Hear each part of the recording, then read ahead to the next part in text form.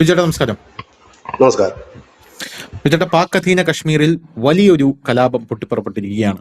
നമ്മുടെ മാധ്യമങ്ങളൊക്കെ അതിൽ 5-6 മരണം ഉണ്ടായിട്ടുണ്ട് എന്നുള്ള റിപ്പോർട്ടുകൾ പുറത്തുവിടുമ്പോഴും അനൌദ്യോഗികമായിട്ടുള്ള റിപ്പോർട്ടുകൾ 150-ലേറെ പേർ പാക് അധീന കശ്മീരിൽ വെടിയേറ്റ് മരിച്ചു എന്നാണ് നമുക്ക് മനസ്സിലാക്കാനായിട്ട് സാധിക്കുന്നത്.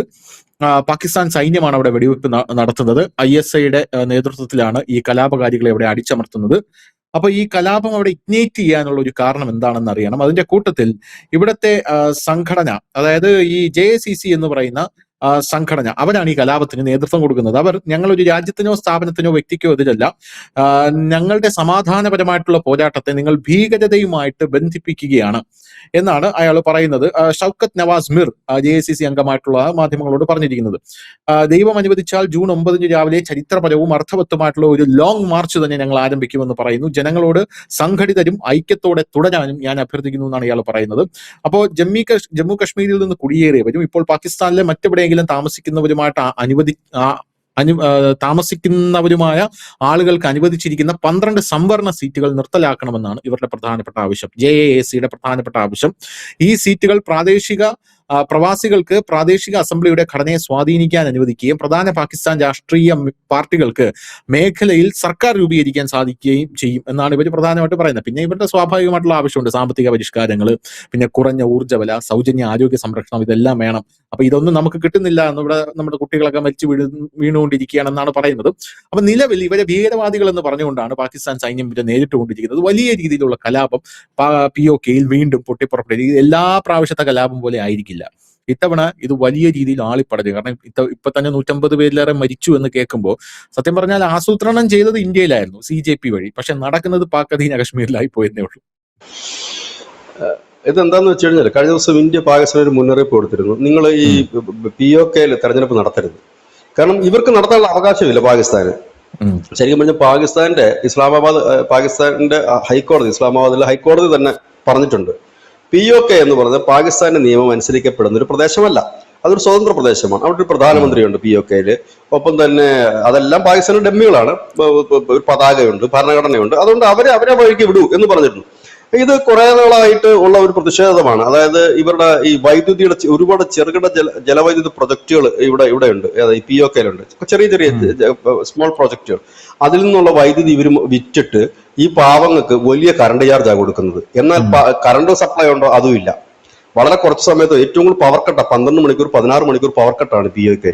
അപ്പം അവിടെ നിന്ന് ഉത്പാദിപ്പിക്കുന്ന വൈദ്യുതി പോലും അവർക്ക് തിരിച്ചു കൊടുക്കുന്ന വലിയ റേറ്റ്. അതുപോലെ തന്നെ പാകിസ്ഥാനിലുള്ള ജനങ്ങൾക്കും ഇവിടെ ഉള്ള ആളുകൾക്കും തമ്മിൽ സാധനങ്ങളുടെ വിലയിൽ തന്നെ വലിയ വ്യത്യാസമാണ്. വലിയ രീതിയിലുള്ള നികുതിയും കാര്യങ്ങളും ഒക്കെ ഉണ്ട്, പ്രത്യേകിച്ച് ഗോതമ്പ് പൊടി, പാൽപ്പൊടി, അങ്ങനെയുള്ള കാര്യങ്ങൾ. അപ്പൊ അവർ ചോദിക്കുന്നത്, ഈ ഗിൽജിത്തും ബാൾട്ടിസ്ഥാനും വഴി ചൈന എന്നല്ലേ ഈ ചരക്കുകൾ മുഴുവൻ പോകുന്നത്?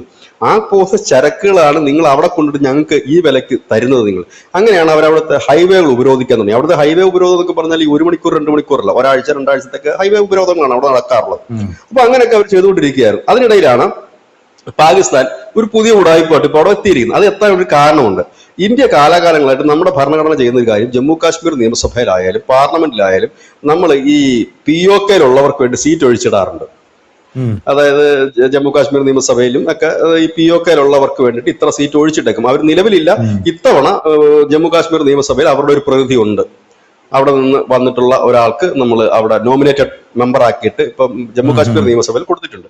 എങ്കിലും ബാക്കി സീറ്റുകൾ ഒഴിഞ്ഞു കിടക്കുകയാണ്. പാർലമെന്റിലും അത്തരം സീറ്റുകൾ നമ്മൾ ഒഴിച്ചിട്ടിട്ടുണ്ട്. ഇതേ മെത്തേഡ് സ്ഥാപിക്കാൻ വേണ്ടിയിട്ട്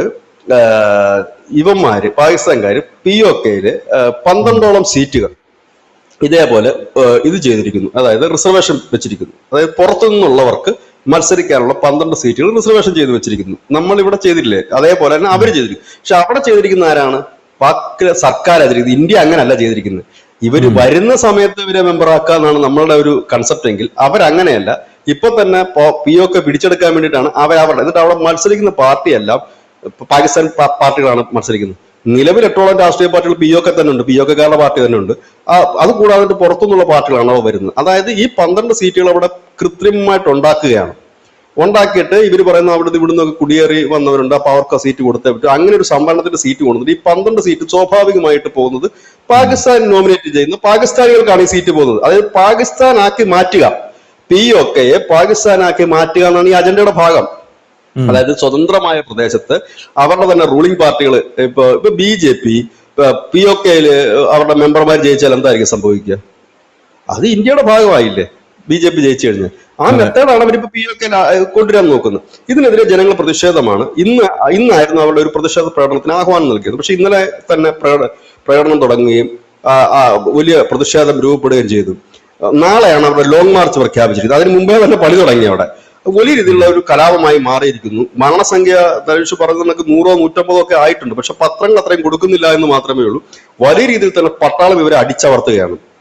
പക്ഷെ ഇത് പഴയതുപോലെ ആകാനുള്ള സാധ്യത കുറവാണ്. കാരണം അവിടെ നമ്മൾ കുറച്ചുനാൾക്ക് മുമ്പ് നമ്മളൊക്കെ തന്നെ നമ്മളടക്കമുള്ള മാധ്യമങ്ങൾ റിപ്പോർട്ട് ചെയ്തൊരു കാര്യമുണ്ട്. തെഹ്രീക്കെ താലിബാൻ അടക്കം ബലൂചിസ്ഥാനിൽ നിന്നുള്ളവരും മറ്റുള്ളവരും ഒക്കെ അവരുടെ ക്യാമ്പുകൾ ഇപ്പൊ POK സ്ഥാപിച്ചു തുടങ്ങിയിട്ടുണ്ട്. പിന്നെ POKയിലുള്ള ഭീകരവാദികളൊക്കെ അവിടെ സ്ഥലം കാലിയാക്കി. അവർ പോയതോടുകൂടിയാണ് POKയിലുള്ള ജനങ്ങൾക്ക് കുറച്ചുകൂടി ധൈര്യം കിട്ടിയത്. POKയിലുള്ള ഭീകരവാദികൾ സ്ഥലം കാലിയാക്കാൻ തുടങ്ങിയെന്ന് വെച്ചാൽ ഓപ്പറേഷൻ സിന്ദൂർ തുടങ്ങിയപ്പോൾ അവർക്ക് മനസ്സിലായി. കാരണം പാകിസ്ഥാൻ അകത്തേര് നമ്മൾ അവന്മാരുടെ ലാഹോറിലും പിന്നെ ഇസ്ലാമാബാദിലൊക്കെ അടിക്കുമെന്നുണ്ടെങ്കിൽ പിന്നെ തൊട്ടടുത്ത് കിടക്കുന്ന പിന്നെ POK കയറി അടിച്ച് ചിപ്പൊക്കെ അടിക്കത്തില്ലേ? അതുകൊണ്ട് തന്നെ അവന്മാർ രാഖ്യരാമായണം നാട് വിട്ടു. അവന്മാര് പോയ സ്പേസിലേക്ക് മറ്റവന്മാരാണ് അവിടെ വന്നത്. ഈ തെഹ്രീക്കെ താലിബാൻ പറയുന്നത് ഞങ്ങളുടെ എൻഡ് വരുന്നത്, അതായത് ഖൈബർ പഖ്തൂൺഖയുടെ എൻഡ് വരുന്ന POKയുടെ അവിടെയാണ്. അപ്പൊ അതുവരെ ഞങ്ങളുടെ ഇതാണെന്ന് അവർ ഇങ്ങോട്ട് ഇടിച്ച് കയറിയിട്ടുണ്ട്. പിന്നെ ബലൂചിസ്ഥാനിൽ നിന്നുള്ളവർ കയറിയിട്ടുണ്ട്. അങ്ങനെ ഇവർക്ക് അതോടെ വന്നു കഴിഞ്ഞപ്പോൾ ഇവർക്കൊരു ബലമായി ഈ പ്രക്ഷോഭം നടത്തുന്നവർക്ക്. കാരണം പരമ്പരാഗത തീവ്രവാദികളൊക്കെ പോയി നവതീവ്രവാദികൾ അവിടെ എത്തുകയും ആ തീവ്രവാദികൾക്ക് ഇവരോടൊരു അനുഭാവം ഉണ്ടാകുകയും ചെയ്തിട്ടുണ്ട്. അപ്പം ഇത് അവരുടെ ഒരു ആത്മബലം. മറ്റൊരു കാര്യം, ഇന്ത്യ കൊടുക്കുന്ന സപ്പോർട്ടാണ്. ഇന്ത്യ ഇത് ഐക്യരാഷ്ട്രസഭയിലാണ് ഉന്നയിച്ചത്. അതല്ലാതെ ഇവിടെ പത്രക്കാരെ വിളിച്ച് പറയുകയല്ല ചെയ്തത്. ഐക്യരാഷ്ട്രസഭയാണെന്ന് ചോദിച്ചു. അപ്പൊ അവർക്ക് മനസ്സിലായി ഞങ്ങളുടെ കാര്യങ്ങൾ അഡ്രസ്സ് ചെയ്യാൻ ഇന്ത്യ മുമ്പോട്ട് വന്നു തുടങ്ങി. ഇന്ത്യ ഞങ്ങൾക്ക് സപ്പോർട്ട് ചെയ്യുന്നു. ഇവർക്ക് ഡബിൾ ധൈര്യമായി. നമ്മൾ ബലൂചിസ്ഥാന്റെ വിഷയം ഉയർത്തുമ്പോൾ, നമ്മൾ ഒരു രാജ്യത്തിന്റെ വിഷയം ഐക്യരാഷ്ട്രസഭയിൽ ഉയർത്തുമ്പോൾ, ഇല്ലെങ്കിൽ ഒരു പ്രദേശത്തിന്റെ വിഷയം ഉയർത്തുമ്പോൾ അവിടെ കിട്ടുന്ന ഒരു അക്സെപ്റ്റൻസ് ഈ സമരങ്ങൾക്കും ഈ പ്രക്ഷോഭങ്ങൾക്കും വലിയ കരുത്ത് പകരാറുണ്ട്. ഇതുകൊണ്ടാണ് കാലാകാലങ്ങളിൽ ജമ്മു കാശ്മീരിന്റെ വിഷയം എവിടെ പരിപാടി നടത്തി കഴിഞ്ഞാൽ അവിടെ എല്ലാം ഈ പാകിസ്ഥാൻ ഉന്നയിക്കും. തുർക്കി വരും പിന്തുണയ്ക്കാൻ, ഇവനും ഒക്കെ വരും. പണ്ട് മലേഷ്യ ഒക്കെ ചെന്നിരുന്നു പിന്തുണയ്ക്കാണ്ട്. ഇപ്പൊ ഇല്ല. മലേഷ്യക്ക് ആ ഒരു പണി, പാമോയിലില്ലാത്തൊരു പണി കൊടുത്തതിന് ശേഷം പിന്നെ ആ വഴിക്ക് മലേഷ്യ വന്നിട്ടില്ല. അങ്ങനെയൊക്കെ നമ്മൾ ചെയ്യുമായിരുന്നു. അപ്പം ഇന്ത്യ ഇപ്പോൾ ഇത്തരം വിഷയങ്ങൾ അഡ്രസ് ചെയ്യാൻ തുടങ്ങി. ഇന്ത്യക്ക് മനസ്സിലായി ഈ അവന്മാർ ചെയ്യുന്ന അതേ പണി നമുക്കും ചെയ്യണമല്ലോ. കാരണം ന്യായമല്ലേ? ബലൂചിസ്ഥാനിൽ നടക്കുന്ന മനുഷ്യാവകാശ ലംഘനങ്ങളെ കുറിച്ച് ഇന്ത്യ എത്രയോ തവണ ഇപ്പൊ ഐക്യരാഷ്ട്രസഭയിൽ ഉന്നയിച്ചു കഴിഞ്ഞിരിക്കുന്നു. ഇപ്പൊ POKയുടെ വിഷയം ഇന്ത്യ ഉന്നയിക്കുന്നു. അത് ശരിയല്ല എന്ന് പറയുന്നു. ഇതോടെ കൂടും വന്നു കഴിഞ്ഞപ്പോഴത്തേക്കും സമരം ചെയ്യുന്നവർക്ക് ഒരു കാര്യം മനസ്സിലായി. ഞങ്ങൾ ഇങ്ങോട്ട് വന്നാലും ഇല്ലെങ്കിൽ ഞങ്ങൾക്ക് വലിയ ബുദ്ധിമുട്ട് വന്നാലും ഒരു പലായനം ചെയ്താലും ഇപ്പുറത്ത് ഇരുകൈയും നീട്ടി സ്വീകരിക്കാൻ ഒരു വിഭാഗമുണ്ട്, അല്ലെങ്കിൽ ഒരു വലിയ രാജ്യമുണ്ട്, അല്ലെങ്കിൽ വലിയ രാജ്യത്തെ ശക്തരായ ഭരണാധികാരികളുണ്ട്. ഒപ്പം തന്നെ അവിടെയുള്ള തീവ്രവാദികളും ഇവന്മാരെ വലിയ ശല്യം ചെയ്യാത്തവരാണ്. പിന്നെ എന്താണ് അവർ ചെയ്ത പണി? വലിയ രീതിയിൽ തന്നെ പാക് പോലീസിനെയും പാക് പട്ടാളത്തെയും അവിടെ വിന്യസിച്ചു. അവരാണ് ഈ വെടിവെച്ച് ഈ പാവങ്ങളെ കൊല്ലുന്നതും ക്രൂരമായിട്ട് തന്നെ പീഡിപ്പിക്കുന്നതും ഒക്കെ. അവരുടെ വീടുകൾ, അവർക്ക് പണ്ട് തൊട്ടേ ഉണ്ടായിരുന്ന വീടുകളുണ്ട്. ഈ വീടുകൾ മുഴുവൻ റിയൽ എസ്റ്റേറ്റ് മാഫിയ, ചൈനയുടെ റിയൽ എസ്റ്റേറ്റ് മാഫിയക്ക് പാകിസ്ഥാൻ വിറ്റു. വീടില്ല. ഇപ്പൊ ആ വീടുകളിൽ ഈ പാവങ്ങൾ താമസിക്കുന്നത് വാടക കൊടുത്തിട്ടാ. ഒന്ന് ആലോചിച്ച് നോക്കിയേ. ഇവരുടെ വീട്, ആ വീട്ടിൽ നിന്ന് ഇവരെ ഇറക്കി വിട്ട് ആ സ്ഥലം മുഴുവൻ പിന്നെ റിയൽ എസ്റ്റേറ്റ് മാഫിയക്ക് പാകിസ്ഥാൻ വിൽക്കുകയാണ്. അങ്ങനെ അക്ഷരാർത്ഥത്തിൽ അടിമകളൊക്കെ ജീവിക്കുകയാണ് ഇവര്. അതിനെതിരെയുള്ള ഒരു പ്രൊട്ടസ്റ്റ് ആണ് അവിടെ തുടങ്ങിയിരിക്കുന്നത്. ഈ പ്രൊട്ടസ്റ്റിന് തനിഷ് പറഞ്ഞ കണക്ക് ഒരുപക്ഷെ പഴയതുപോലെ അടിച്ചൊതുക്കാൻ പറ്റുമോ എന്നറിയില്ല. കാരണം ഇത്തവണ അതിന്റെ ഒരു സപ്പോർട്ടേഴ്സിന് വ്യത്യാസം വന്നിട്ടുണ്ട്. POKയില് പഴയ ശല്യക്കാരായ തീവ്രവാദികൾ പോയി, അനുഭാവികളായ തീവ്രവാദികൾ വന്നു. ഇപ്പുറത്ത് ഇന്ത്യ കണക്ക് ഒരു രാജ്യം വലിയ സപ്പോർട്ടുമായി നിൽക്കുന്നു. പിന്നെ ഈ സംഘടന, ഇപ്പൊ സമരം ചെയ്യുന്ന സംഘടന ഒരു വട്ടം പാകിസ്ഥാൻ നിരോധിച്ച സംഘടനയാണ്. അപ്പോ അതുകൊണ്ടാണ് ഭീകരവാദി എന്ന് പറയുന്നത്. ഇവരെ നിരോധിച്ചപ്പോൾ പറഞ്ഞ കാര്യമാണ് ഈ ഭീകരവാദി ആളാണെന്ന് പറഞ്ഞു. ഇവർ ഈ നിരന്തരം ഈ POKയില് വിഷയങ്ങൾ ഉന്നയിച്ചുകൊണ്ട് വരുന്ന സംഘടനയായിരുന്നു. അങ്ങനെയാണ് ഈ സംഘടനയുമാർ ഭീകരവാദി എന്ന് പറഞ്ഞ് നിരോധിച്ചത്. അതുകൊണ്ടാണ് അവരുടെ ഈ ആക്രമണത്തിന് ഭീകരവാദികൾ ആക്രമണം. ശരിക്കും പറഞ്ഞാൽ ആ സംഘടനയാണ്, അവർ ഭീകരവാദികളല്ല. അവരെങ്ങും ആക്രമണം നടത്തിയിട്ടോ കൊലപാതകം നടത്തിയിട്ടോ ഒന്നുമില്ല. അവർ ഈ പ്രൊട്ടസ്റ്റിന് നടത്തുമ്പോൾ സ്വാഭാവികമായിട്ടും നമ്മുടെ രാജ്യത്തുമൊക്കെ പ്രൊട്ടസ്റ്റിന് നടത്തുമ്പോൾ വെടിവെപ്പിലും അല്ലാതെയൊക്കെ ഒരുപാട് പേര് കൊല്ലപ്പെടാറുണ്ട്. ആക്രമണം, പ്രത്യാക്രമണം വരുമ്പോഴൊക്കെ അതേപോലുള്ള സംഭവങ്ങൾ മാത്രമേ ഉള്ളൂ. അല്ലാതെ അവരൊരു ഭീകരവാദ പ്രവർത്തനം നടത്തിയിട്ടില്ല. പാകിസ്ഥാന്റെ വേർഷൻ അതാണ്. കാരണം അവർ നിരോധിച്ചത് ആ പേരിലായിരുന്നല്ലോ. അതാണ് അവിടെ നടക്കുന്നത്. ഏതായാലും POKയിൽ ഇപ്പോൾ നടക്കുന്ന ഈ പ്രക്ഷോഭങ്ങൾ ചെറുതല്ല, വലുതാണ്. 100-ലധികം മരണങ്ങൾ എന്ന് പറയുമ്പോൾ ചെറിയൊരു കാര്യമല്ല. അപ്പൊ അത്രത്തോളം രൂക്ഷമാണ് അവിടുത്തെ സംഘർഷം, കലാപം എന്നുള്ളത് നമുക്കൊന്ന് ചിന്തിക്കാൻ പോലും പറ്റാത്തതിനപ്പുറത്തേക്കാണ് കാര്യങ്ങൾ. ഇതെന്തെങ്കിലും നമുക്കൊരു വഴിത്തിരിവ് വരും. ഇല്ലെങ്കിൽ തന്നെ അതിവിദൂര ഭാവിയിൽ അല്ലെങ്കിൽ പോലും ഈ പാകിസ്ഥാൻ ഇന്ത്യ ഒരു ക്ലാഷിലേക്ക്, ഒരു യുദ്ധത്തിലേക്ക് നീങ്ങാൻ സാധ്യതയുണ്ട്. അതായത് ഇതും എല്ലാം കൂടെ ചേർത്ത് വായിക്കപ്പെടുമ്പോൾ പാകിസ്ഥാൻ അതിന്റെ പല കഷ്ണങ്ങളാകാനുള്ള സാധ്യതകൾ വളരെ കൂടുതലാണ്. POK മാറുന്നതുകൊണ്ട് പാകിസ്ഥാൻ പല കഷ്ണമാകത്തില്ല, കാരണം പാകിസ്ഥാന്റെ ഭാഗമല്ലായിരുന്നത്. അവരുടെ കോടതി പോലും പറഞ്ഞിട്ടുള്ള കാര്യമാണ്. പക്ഷെ ഇതെല്ലാം കൂടെ കറങ്ങിത്തിരിഞ്ഞ് വരുന്നത് അത്തരത്തിലേക്കാണ് എന്നാണ് തോന്നുന്നത്. ഒരുപക്ഷെ 12 വർഷങ്ങൾ പിന്നിടുന്ന നരേന്ദ്രമോദിയുടെ കിരീടത്തിലെ ഒരു പൊന്തൂവലായിരിക്കാം ഒരുപക്ഷെ POK ഇന്ത്യയുടെ ഭാഗമായി തീരുക എന്നുള്ളത്. അദ്ദേഹത്തിന് ഒരുപാട് അഭിമാനിക്കാൻ കഴിയുന്ന ഒന്നായിരിക്കാം.